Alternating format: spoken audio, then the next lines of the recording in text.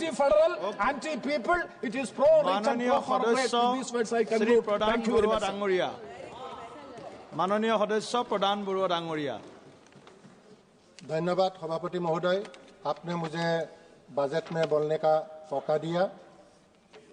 माननीय वित्त मंत्री ने इस बार की बजट समग्र और सुविचारित करके देशवासी को प्रदान किया। मैं माननीय वित्त मंत्री को धन्यवाद और अभिनंदन ज्ञापन करता हूं। इस बजट पर अमृतकाल की यात्रा को दिशात्मक शक्ति प्रदान करता है, जिसे हम भू राजनीतिक तनाव और आर्थिक अस्थिरता का बीच आगे बढ़ने का सक्षम हो। आत्मनिर्भर भारत के माध्यम से विकसित भारत और हमारी यात्रा निरंतर आगे जा रहा है। Nuclear energy, agriculture, health, defence, EV, clean technology, manufacturing में आत्मनिर्भरता का पिलर मजबूत हो रहा है। यह न केवल घरेलू आर्थिक गतिविधियों का विस्तार करते हैं, बल्कि देश को आत्मनिर्भर बनाने के लिए ग्लोबल सप्लाई चेन का उपयोग भी जारी रखते हैं। दूरदृष्टि नेतृत्व और दृष्टिकोण के लिए मैं माननीय प्रधानमंत्री जी को भी बहुत बहुत धन्यवाद ज्ञापन करता हूं। विकसित भारत की यात्रा असम के माध्यम से भी आगे जा रहा है। इस बजट पर असम की नाम रूप में 12.7 मेट्रिक टन का यूरिया प्लान स्वीकृति बजट पे दिया, जिसका वजह से हमारा किसानों का मदद होगा और यूरिया में आत्मनिर्भर बनेगा। ऊपरी असम की महत्वपूर्ण डिस्ट्रिक्ट डिब्रूगढ़ है। हाल ही में हमारा चीफ मिनिस्टर का सेक्रेटेरिएट भी डिब्रूगढ़ में बनाया और अभी सेक्रेटेरिएट चल रहा है। लेकिन शहरी अभी एक प्रॉब्लम है कि उद्योगीकरण और विकास के लिए बोझ भी बनने जा रहा है। अर्बन चैलेंज फंड से अभी जो वित्त मंत्री ने drinking water, sanitation, redevelopment of infrastructure के लिए बजट में लाया, मेरा मांग है डिब्रूगढ़ शहर को भी इस बजट पे जोड़ा जाए। ये मेरा मांग है माननीय वित्त मंत्री जी से। असम में करीब 11 लाख युवक 15 से 29 साल का है, जो रोजगार का तलाश में है और काम की तलाश में है।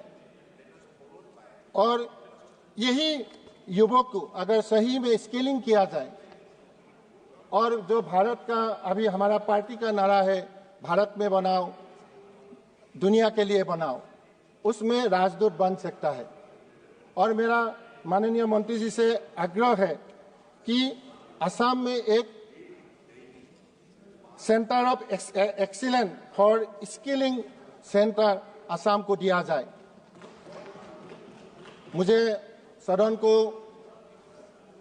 अवगत करके खुशी हो रहा है कि टाटा इलेक्ट्रॉनिक्स में अभी गुवाहाटी का निकट जागीरोड में एक सेमीकंडक्टर का प्रोजेक्ट स्थापित कर रहा है, जिसका साथ आर्टिफिशियल इंटेलिजेंस, इंडस्ट्रियल और कॉमर्स इलेक्ट्रॉनिक्स भी है, जिसके लिए मैं माननीय प्रधानमंत्री जी को धन्यवाद ज्ञापन करता हूं कि उन्होंने मिशन लेके सेमीकंडक्टर का ऊपर में बल दिया। और साथ में हमारा चीफ मिनिस्टर श्री हिमंत बिस्वा शर्मा ने भी जरूरत से ज्यादा मदद करके ये सेमीकंडक्टर स्कीम टाइम के पहले ये शुरू होगा, ये मेरा विश्वास है। इसके लिए मैं माननीय मुख्यमंत्री श्री हिमंत बिस्वा शर्मा जी को भी धन्यवाद ज्ञापन करता हूं।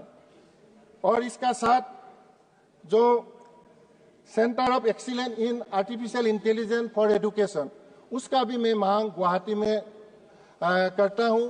और साथ में IIT गुवाहाटी और कटिंग एज जो कंपनीज है उसका साथ लेके ये सेंटर गुवाहाटी में दिया जाए। इसके लिए मैं माननीय मंत्री जी से मेरा विनती है।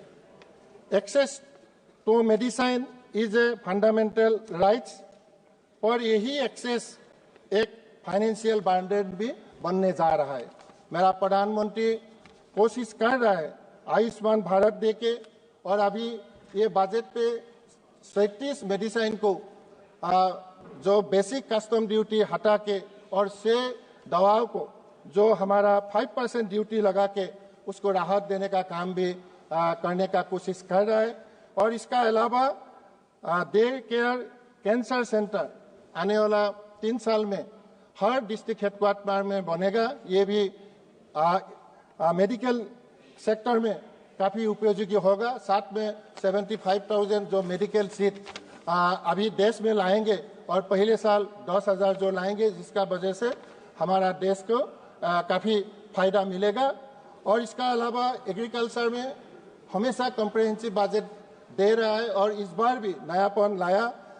किसान क्रेडिट कार्ड में 3 लाख से 5 लाख तक उसका एनहेंस किया। इसका साथ में धन धन्य कृषि योजना से भी 100 डिस्ट्रिक्ट का जो इंक्लूशन करके किसानों का मदद करने के लिए इस बजट पे रखा, जिससे 1.7 करोड़ किसानों का फायदा होगा।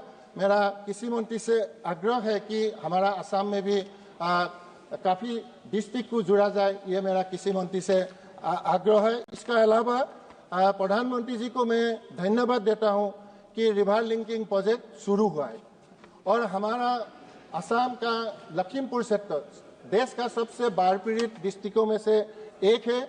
और बारिश का टाइम में in the month of June and August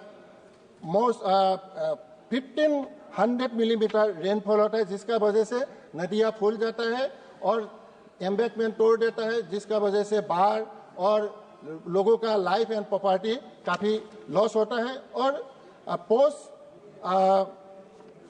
monsoon session में पूरा नदी सूख जाता है, जिसका वजह से हमारा नेविगेशन में दिक्कत आता है, ड्रिंकिंग वाटर में दिक्कत आता है और हमारा इरिगेशन में भी दिक्कत आता है।